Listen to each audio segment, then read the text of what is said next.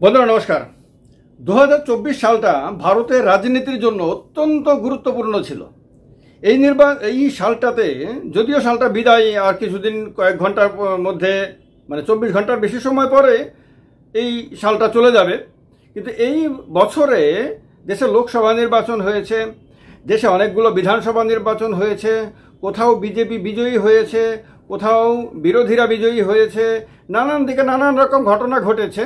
সব মিলিয়ে এই বছরটা ইন্ডিয়া জোটের জন্য লাভজনক ছিল না এনডিএ জোটের জন্য লাভজনক ছিল, কংগ্রেসের জন্য লাভজনক ছিল না বিজেপির জন্য লাভজনক ছিল, না অন্য আঞ্চলিক দলগুলোর জন্য সুবিধাজনক ছিল, সেই সব নিয়ে আলোচনা করব। ভিডিওটা খুব ইন্টারেস্টিং, আপনাদেরও নিশ্চয়ই মনে পড়বে। আমি যখন বলবো কথাগুলো আপনারা হয়তো বলবেন যে হ্যাঁ ঠিক কথা, এটা আমিও ভেবেছিলাম।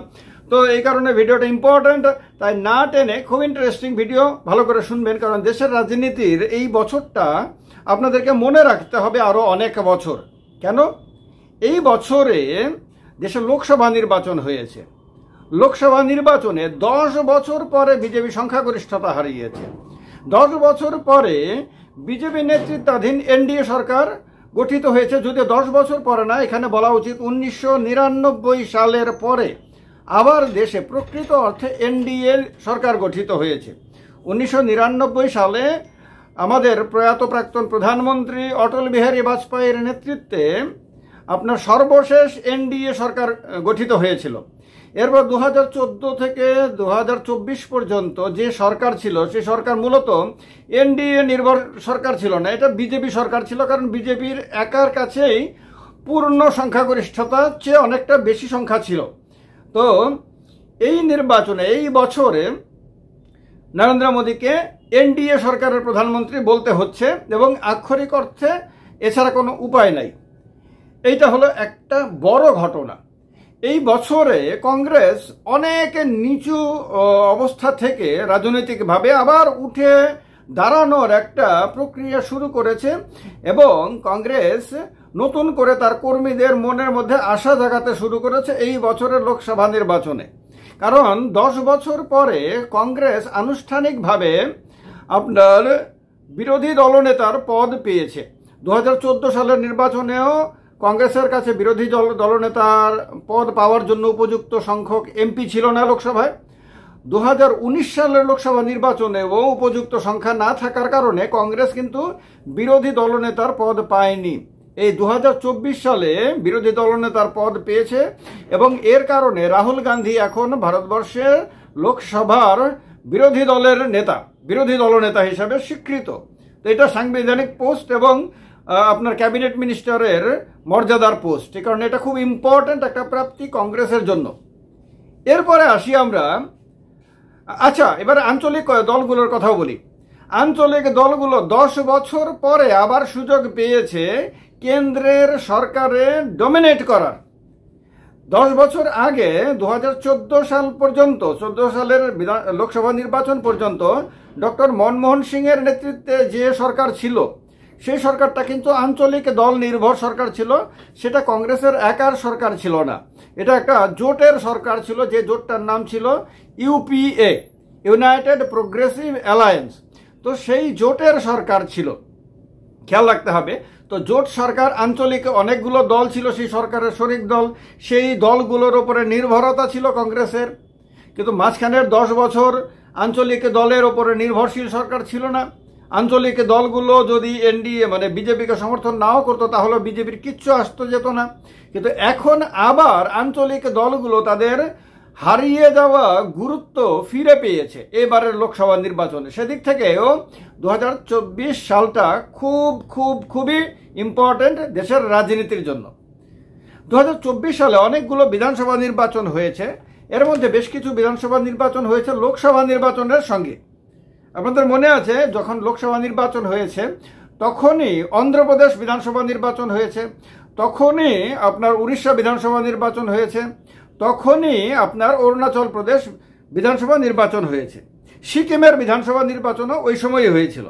এর মধ্যে অন্ধ্রপ্রদেশে একটা আঞ্চলিক দল ছিল ওয়াইএসআর কংগ্রেস পার্টি, এই দলের কাছে সরকার ছিল। এই দলটাকে সরিয়ে কোনো জাতীয় দল আসতে পারেনি, বিজেপি বা কংগ্রেস এই সমস্ত কোনো দল ক্ষমতায় আসতে পারেনি।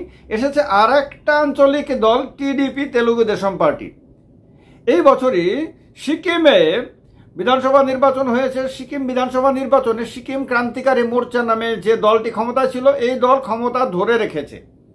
এবছরে উড়িষ্যাতে বিজেপি লাভবান হয়েছে, কারণ উড়িষ্যাতে বিজেপি বিরোধী দল ছিল, শাসন ক্ষমতায় কোনোদিন ছিল না, বিধানসভা দখল করতে পারেনি। এইবারে প্রথম লোকসভার সঙ্গে অনুষ্ঠিত বিধানসভা নির্বাচনে উড়িষ্যাতে বিজেপি উড়িষ্যার বিধানসভা দখল করে সরকারে আসে, এবং এখন উড়িষ্যাতে বিজেপি বিরোধী দল, খেয়াল রাখতে হবে। তো এছাড়া জম্মু কাশ্মীরে বিধানসভা নির্বাচন হয়েছে। সেখানে রাষ্ট্রপতি শাসন জারি করার আগে পর্যন্ত বিজেপি এবং আপনার পিডিপির সরকার ছিল, অর্থাৎ ঘুরিয়ে ফিরে বললে এনডিএ সরকার ছিল। এইবারের বিধানসভা নির্বাচনে আপনার উড়িষ্যাতে ইন্ডিয়া জোটের সরকার হয়েছে, যার নির্ণায়ক শক্তি আপনার ন্যাশনাল কনফারেন্স, সঙ্গে কংগ্রেস দলও রয়েছে। ফলে তাদের জন্য এটা প্লাস হয়েছে, তারা তাদের কাছে যে রাজ্যটা ছিল না সেই রাজ্যের দখল নিয়েছে।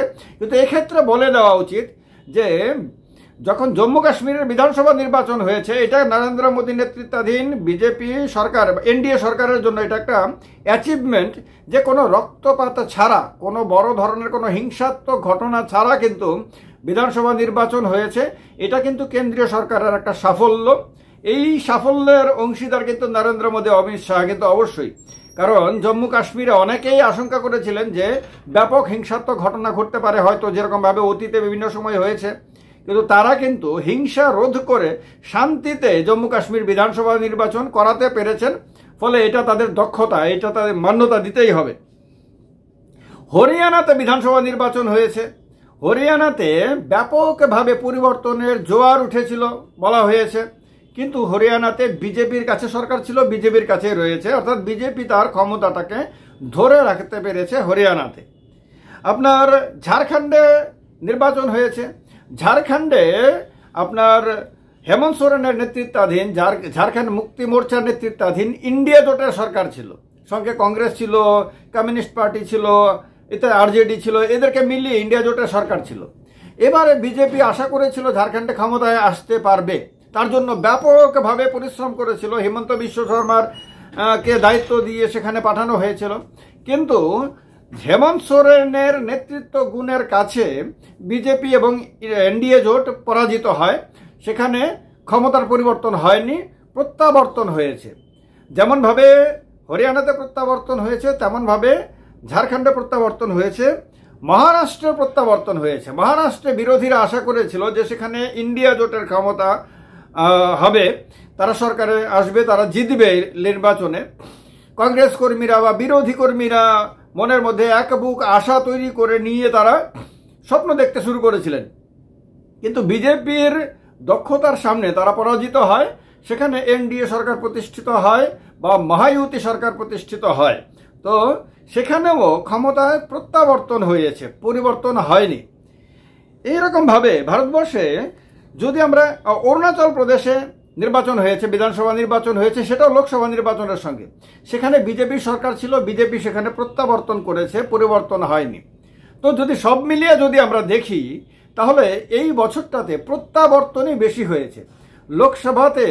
লোকসভা নির্বাচনে বিজেপি একা সংখ্যাগরিষ্ঠতা পায়নি ঠিকই, কিন্তু এনডিএ ক্ষমতা এসেছে। বিজেপি কিন্তু এখনো ক্ষমতাসীন দলই রয়ে গেছে, কতদিন ক্ষমতা ধরে রাখতে পারবে সে নিয়ে প্রশ্ন তো ডেফিনেটলি রয়েছে, কিন্তু আজকে পর্যন্ত ক্ষমতাসীন বিজেপি সেখানে। ফলে এখানেও প্রত্যাবর্তন হয়েছে বিজেপির ক্ষমতায়। তারপর আমরা যদি দেখি, হরিয়ানাতে প্রত্যাবর্তন হয়েছে, মহারাষ্ট্রে প্রত্যাবর্তন হয়েছে, ঝাড়খণ্ডে প্রত্যাবর্তন হয়েছে, তারপরে অরুণাচল প্রদেশে প্রত্যাবর্তন হয়েছে। পরিবর্তন কোথায় কোথায় হয়েছে? পরিবর্তন হয়েছে শুধু জম্মু কাশ্মীরে, পরিবর্তন হয়েছে অন্ধ্রপ্রদেশে, পরিবর্তন হয়েছে, বড় ধরনের পরিবর্তন হয়েছে উড়িষ্যাতে। এই হলো পরিবর্তন এবং প্রত্যাবর্তনের মধ্য দিয়ে এবারের এই বছরটা কেটেছে। সিকিমেও প্রত্যাবর্তন হয়েছে, পরিবর্তন হয়নি। তো বন্ধুরা, এবারের এই বছরটা, যে বছরটা চলে যাচ্ছে, কালকে 31শে ডিসেম্বর, কালকের রাত শেষ, তো বাস মধ্যরাতে যখন 12টা বাজবে তখন আপনার নতুন দিনের সূচনা হবে। মানে ইংরেজি ক্যালেন্ডার অনুযায়ী তো মধ্যরাতেই দিন পরিবর্তন হয়, 12টা 1 মিনিট হয়ে গেলেই 12টার পরে 1 সেকেন্ড হয়ে গেলেই আপনার হয়ে গেল পরের দিন। তো এটা হয়ে যাবে। তো আমাদের এই পেছনের 1 বছরের যে রাজনৈতিক যে চিত্রটা দেশের, এটা মনে রাখা খুব জরুরি। এই কারণে এই ভিডিওটাকে আপনারা সেভ করে রাখবেন। যখনই আপনাদের কোনো তথ্যের দরকার হবে, সাধারণভাবে রেডিমেড এই ভিডিওটাতে সব পেয়ে যাবেন। ভিডিওটা এই কারণে খুব ইম্পর্ট্যান্ট। এই কারণে ভিডিওটাকে শেয়ারও করবেন, লাইক তো করবেন, এটা বলার অপেক্ষা রাখে না। আর আমার এই চ্যানেলটাকে সাবস্ক্রাইব করে রাখবেন এই কারণে যে আগামী বছরে 1 তারিখ থেকে এই চ্যানেলটাকে আরেকটু ভিন্ন আঙ্গিকে করার চিন্তা ভাবনা চলছে। এই কারণ মানে ভিন্ন আঙ্গিক বলতে যে শুধু যে রাজনীতি নিয়ে আলোচনা করব তা না, রাজনীতির বাইরের আরও বিভিন্ন দিক নিয়ে আলোচনা করব। এই অনেক কিছু মিলিয়ে হবে আগামী বছরের ভিডিও, এবং তার সঙ্গে আপনাদেরকে কিভাবে যুক্ত করা যায় সে নিয়েও চিন্তা ভাবনা চলছে। তো এই কারণে চ্যানেলটাকে যারা এখনও সাবস্ক্রাইব করেননি, সবার আগে নোটিফিকেশন পাওয়ার জন্য এই কাজটা করে নিতে হবে। ভালো থাকবেন সবাই। সবাইকে অগ্রিম শুভ নববর্ষ। জয় হিন্দ, বন্দে মাতরম।